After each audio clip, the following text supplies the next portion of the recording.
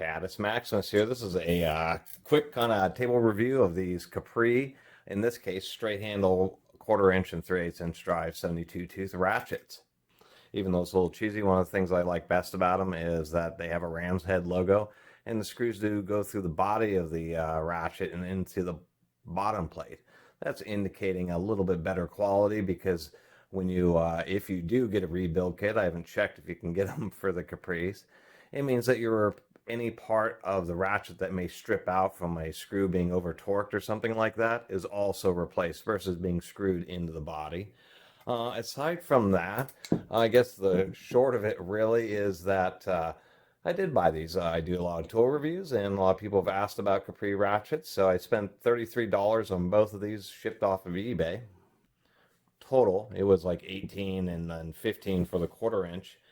But these will be the only Capri ratchets that I end up buying. I'm not going to disrespect them. I don't really disrespect people's tools too much unless they're, or brands of tools, unless they're really bad. But a lot of people do like Capris. I really do like that ram's head logo, but there's some things that aren't so great. Maybe just could have had a tighter pawl. This uses what I call Williams style, or sometimes it's called a butterfly style ratchet mechanism.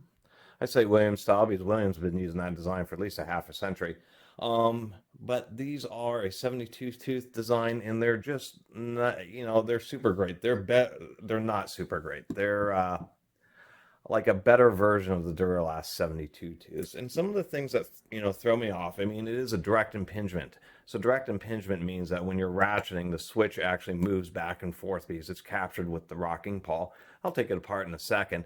But on these and with these Duralasts, the switch is like snapped into the pawl, so the switch itself has a little bit of odd play, which is something that doesn't happen with floating pawl ratchets or anything like that. And really, for if you don't want to sit through a whole bunch of the video, that's kind of what I'm saying. I think the Capri ratchets are physically plenty strong. I just don't know about their overall durability.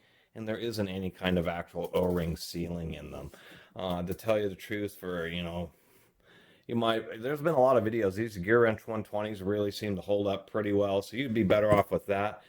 For straight ratchets, you'd definitely be better off with the Harbor Freight 90 tooth icons. The straight icon ratchets are actually Harbor Freight assembled into something pretty nice. These things have just a massive pawl, and they're O-ring sealed. Their only takeaway is that the screws go into the ratchet body, but the Harbor Freight just swaps them out.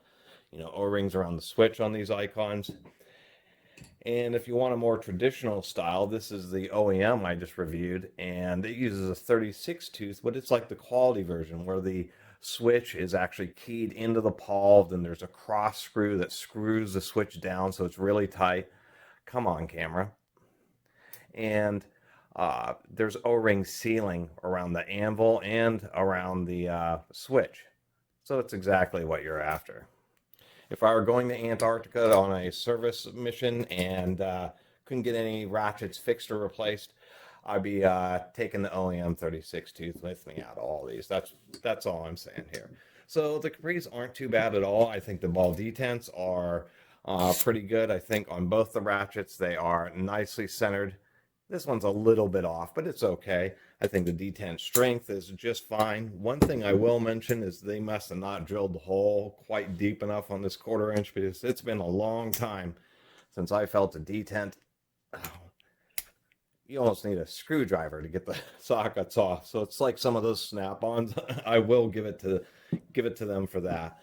One thing I do find interesting is they use Phillips on this one. I don't know if this is a newer or an older style one. The back drag on these really isn't too bad, and they feel like a nice ratchet. I do like their switch.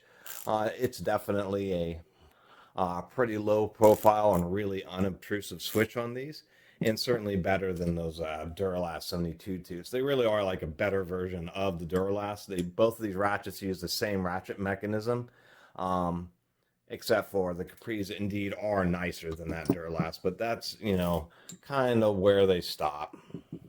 And if anybody wants to talk about, ratchet tooth count and back drag wars, nothing beats the clutch ratchet. These are unbeatable. They have 1 degree of swing and are silent to boot. So anyway, let's take apart this 3/8 ratchet just so you can see inside. I'm not going to compare it to the OEM. It's the same, similar design, exactly the same as the Duralast, just a different body. I don't know if maybe Capri Tools was making those Duralasts, or, I mean, it's a design where the patent has expired decades ago. So anybody willy-nilly can just make a ratchet using most ratchet designs that you see on the market. I think almost all of them have no patents. So, pretty much anybody who can get a hold of tooling, a machinist, can start making ratchets in their machine shop. Making ratchets is something that you can do in a home machine shop as long as you have a hardening oven and some real skills. 2T10 screws. I should say that at least one thing I was noticing on the OEM is the screws are a little loose. At least they're well sized. I've noticed that with torque screws. They seem to have less quality control in the cheaper ones, and sometimes they just really don't hold up pretty well. They did put a little bit of grease inside here, so that's always good to see. And on these 72 too, something a little heavier like grease would be just absolutely fine. And then there's our ball detent that also acts as the actual spring for the ratchet mechanism itself. If we put that back in here, just like so, voila. So this is kind of an interesting design. So there's a little square and how all this is held together here. You got a place to put these parts.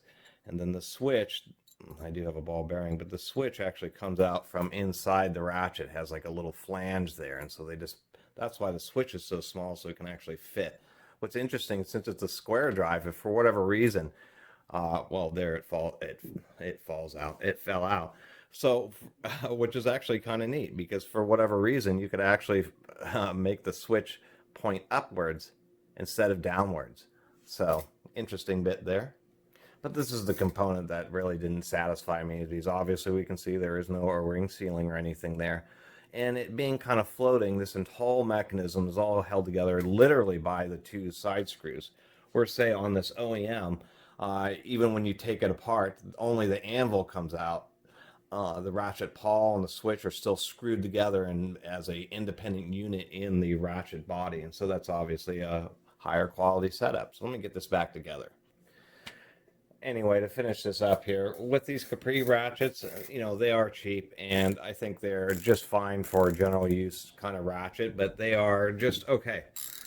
They're really just okay. And to tell you the truth, as far as like cheaper ratchets are concerned, the OEM tools destroys the Capri, no question. I mean, these OEM tools will be all day long in the very harshest of environments. This is unbelievable, to tell you the truth. The Icon straight handle ratchets, much better. They're sealed. If you want low back drag, high tooth count, the Gear Wrench 120s, it's surprising. A lot of people say that they hold up, but it would be the Tecton easily. I mean, they're advertising these as a low profile ratchet here. I mean, I've got both the little things, and no, the profile of this Capri is, just the very same as the OEM. I mean, it's the very same. It's a bog standard profile. That isn't anything lower than stock. The Tecton actually is a little bit, oh, come on now.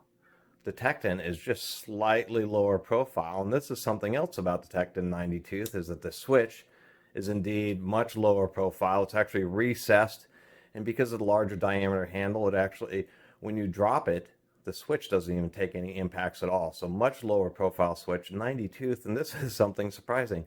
The anvils on the Tecton, just because it's also cheaply made, but they're wise enough to include very thin shim washers to tighten up the anvil, and it really works. They're actually pretty tight on the Tecton, where, my goodness, it's pretty loose, and that's all Capri really needed to do. See that in and out play?